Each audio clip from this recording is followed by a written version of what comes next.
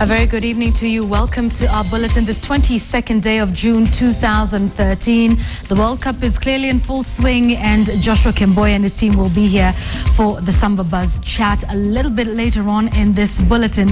But as you know, it's the weekend and there have been rallies all around the country.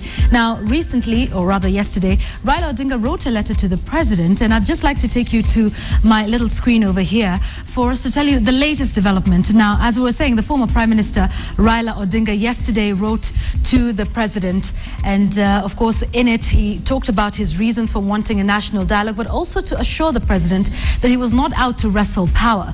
Well, today the Jubilee Alliance has responded to that letter, and that letter has been written by the majority leaders in Parliament, that is Senator Kithure Kindiki and Member of Parliament Aden Duale. Now, here are just some snapshots or some highlights of that letter. It is titled Odinga's arrogant, reckless and dangerous demands. Now, they've started off by saying that according to them, the clamour for dialogue is not about national unity, devolution, security, corruption, or even the IEBC, but it has everything to do with Raila and the fact that he wants to steer the country's political agenda.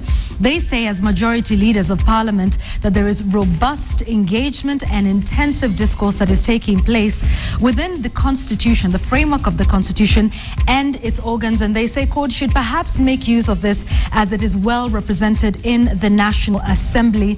And they've said that because he is not democratically mandated to participate in any of these conversations does not mean that these conversations are not structured.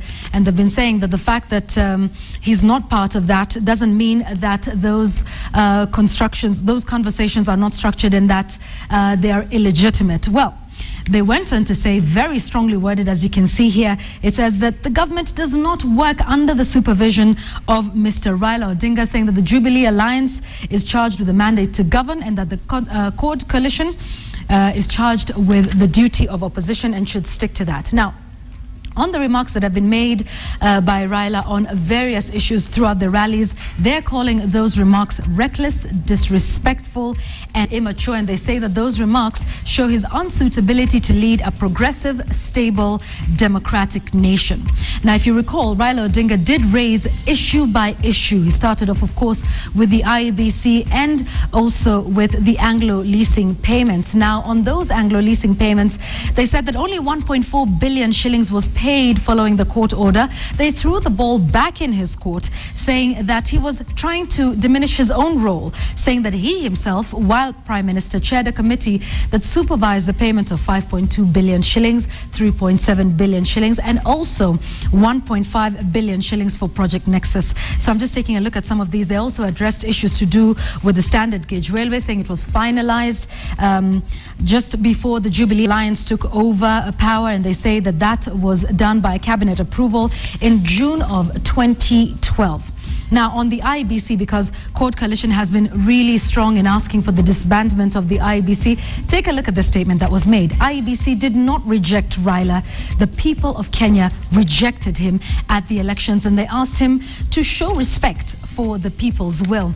And also on another issue that he raised about money being denied to the county governments by the national government, they reminded Raila that his own party is in charge of the Public Accounts Committee, which conducts audit on government processes. And of course, that is chaired by Honorable Ababu Namwamba. And they continue to say, as we conclude, that he wants to be at the center of national discourse without the people's permission. It's a strongly worded letter in response to Raila's continuing and concluding that the government is in charge and is promising transformation that it, of course, said it was going to give to the people. So that is the response, as you can see there. We wait and see now what happens. But let's take you now, of course, to the big stories of the day, and it's all about the rallies. Now, despite the sharp responses from the Jubilee side, like we have seen,